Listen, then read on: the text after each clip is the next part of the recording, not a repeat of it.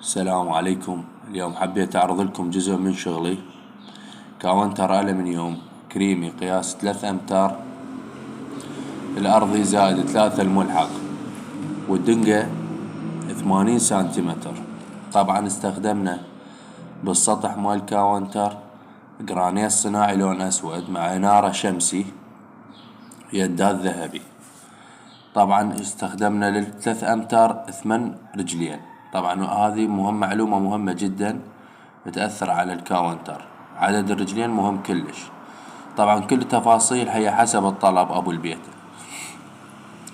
طبعا يتميز هذا الكاونتر بمتانة عالية كلش، خصوصا ركزنا على الرفوف المستخدمة.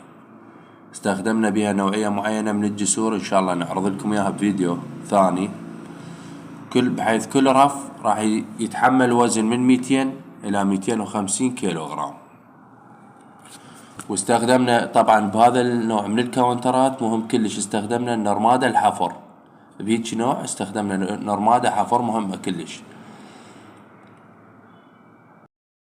طبعا اليوم انا عرضت هذا الفيديو حتى تستفادون من هاي المعلومات من تريدون تشتغلون مطبخ. واي سؤال عندكم ان شاء الله انا بالخدمة. اتمنى تشتركون بالقناة حتى تستفادون من هاي المعلومات ويستفاد منها الاشخاص اللي يريدون يشتغلون مطابخ. وشكرا لكم.